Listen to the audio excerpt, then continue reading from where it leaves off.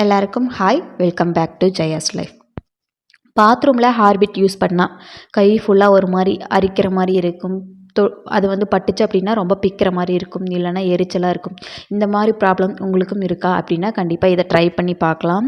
அதே எஃபெக்டிவ்னஸ் இதுலேயும் இருக்குது. இது வந்து நல்லாவே ரிசல்ட்டும் கொடுக்குது. என்ன அப்படிங்கிறத பாருங்கள். பேக்கிங் சோடா வந்து 2 டேபிள் ஸ்பூன் போட்டுக்கிட்டேன்.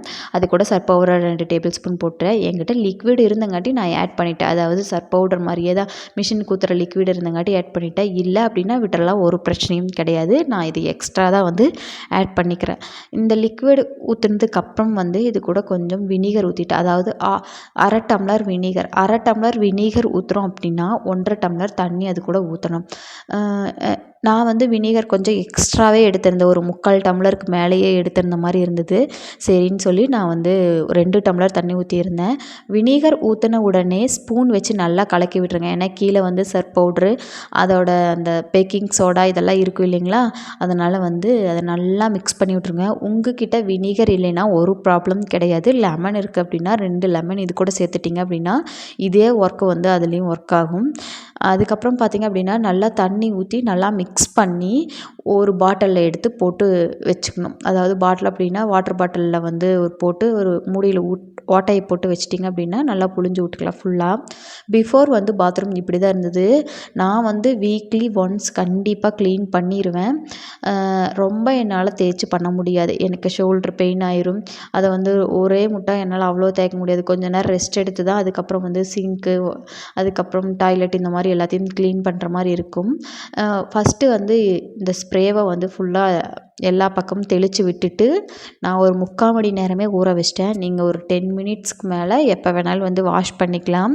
3/4 மணி நேரம் ஊறினதுக்கப்புறம் நல்லா இந்த சீமார் வச்சு நல்லா தேய்ச்சி அழுத்தம் கொடுத்து எல்லா கரையும் வந்து போகிற மாதிரி நல்லா அழுத்தம் கொடுத்து அமுத்தி தேய்க்க ஸ்டார்ட் பண்ணிட்டேன். உங்கள்கிட்ட ப்ரஷ் இருக்குது, நீங்கள் உட்காந்துட்டு கம்ஃபர்டபுளாக கொஞ்சம் ஃபேஸ்லாம் கவர் பண்ணுவீங்க அப்படின்னா, கொஞ்சம் கொஞ்சமாக கவர் பண்ணுவீங்கன்னா கண்டிப்பாக அதுவுமே இதை விட நல்லா ஒர்க் ஆகும்னு நினைக்கிறேன் சீமரை விட. ஏன்னா சீமர் வந்து ப்ராப்பராக வந்து அந்த எட்ஜஸ் எல்லாம் வந்து இது பண்ண முடியாது. ஆனால் நீங்கள் இந்த ஏதாவது அதுக்கேற்ற மாதிரி ஒரு ப்ரஷ் இருக்குது அப்படின்னா அது கண்டிப்பாக ஒர்க் ஆகும். என்னால் அவ்வளோ எஃபெக்டிவாக செய்ய முடியல. ஆனால் நான் வீக்லி ஒன்ஸ் வந்து பாத்ரூம் கழுவிடுவேன். ரொம்ப போட்டு வச்சு கழுவணும் அப்படின்னா என்னால் முடியாது, அது கையெல்லாம் வலிக்கும் அப்படின்ட்டுக்கிறக்காக வீக்லி ஏதாவது ப்ரஷ் பண்ணிவிட்டு கொஞ்சம் டைம் இருக்குது அப்படின்னா வாஷ் பேஷன் கழுவிட்டு அப்படியே ஏதாவது டைம் இருக்குது அப்படின்னா கொஞ்சம் கொஞ்சமாக எடுத்து பண்ணிக்குவேன். எல்லா வேலையும் ஒரே முட்டா பண்ணால் ரொம்ப டயர்டாயிரும். நான் எல்லா வேலையும் ஒரே முட்டா பண்ணுறேன், அதாவது சைடு ஃபுல்லாக கழுவுறேன், இதெல்லாம் பண்ணுறேன் அப்படின்னா கொஞ்சம் கொஞ்சம் ரெஸ்ட் எடுத்து பண்ணுவேன். அப்போ பாத்ரூம் கழுவிட்டேன் அப்படின்னா ரொம்ப டயர்ட் ஆயிடுவேன். எனக்கு ஷோல்டர் பெயின் வந்து டக்குன்னு வந்து ஸ்டார்ட் ஆயிரும். நீங்களும் வந்து வீக்லி ஒன்ஸ் வந்து கொஞ்சம் கொஞ்சமாக அது அழுக்கு வர்றதுக்குள்ளேயே கொஞ்சம் கொஞ்சம் கழுவி விட்டதுக்கப்புறம் மெயின்டைன் பண்ணிக்கிட்டே இருந்தீங்க அப்படின்னா உங்களுக்கு இது ஒரு வேலை வந்து பெரிய வேலையாக தெரியவே தெரியாது. அதுக்கப்புறம் நமக்கும் ஈஸியாக இருக்கிற மாதிரி இருக்கும். வேலை செஞ்ச மாதிரியே இருக்காது. பாத்ரூம் க்ளீன் பண்ண அப்படிங்கிற ஒரு ஃபீலே இருக்காது. க்ளீன் பண்ணி முடிச்சுட்டு குளிச்சுட்டு நம்ம கம்ஃபர்டபுளாக இருந்துக்கலாம். அதுக்காக தான் சொல்கிறேன். ரொம்ப நாள் போட்டு வைக்கிறோம் அப்படின்னா அதுவே ஒரு பெரிய இதாயிரும். அது மட்டும் இல்லாமல் குழந்தைங்க இருக்கிறாங்க அப்படின்னா அடிக்க ஒருக்கா அதை கழுவி விட்டுட்டே இருக்கணும். குழந்தைங்க இருக்கிறாங்கன்ட்டு இல்லை, அவங்க இருக்கிறாங்க அப்படின்னா கூடுதல் கொஞ்சம் கவனம் வேணும் அப்படிங்கிறக்காக தான். ஆனால் இந்த லிக்விட் வந்து ஹார்பிட் ஈக்குவலாக அந்த கரையெல்லாம் எடுத்தது. நான் ஹார்பிட் போட்டு பண்ணும்போது எவ்வளோ க்ளீனாக இருந்ததோ அதே மாதிரி க்ளீனிங் வந்து இருந்தது. எனக்கு வந்து ஃபுல் சாட்டிஸ்ஃபையிங்காக இருந்தது. மேபி பெங்களூர் தண்ணிக்கு நிறைய உப்பு இருக்கிறதுனால வந்து கொஞ்சம் நிறைய பெரிய கரைகளாக போகலைன்னு நினைக்கிறேன். ஆனால் நம்ம ஊர் தண்ணி அப்படின்னு வரும்போது கண்டிப்பாக கரைகள் நிறைய போயிடும். ஆனால் என்ன அப்படின்னா நிறைய நுரை வந்துக்கிட்டே இருந்தது.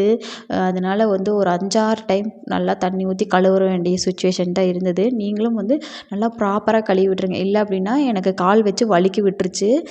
நான் எப்படியோ செவுத்தை பிடிச்சிட்டேன். அதனால வந்து நல்லா க்ளீனாக சுத்தமாக கழுவி எடுத்து மறுபடியும் ஈக்குமார் வச்சு ஃபுல்லாக வந்து ஒரு தடவை தேய்ச்சி விட்டிங்க அப்படின்னா அந்த சோப்பு நிறைய போயிடும். ஆஃப்டர் வாஷ் பண்ணினதுக்கப்புறம் இப்படி தான் இருந்தது. நீங்களும் இது பிடிச்சிருந்தா ட்ரை பண்ணி பாருங்கள். தேங்க்யூ.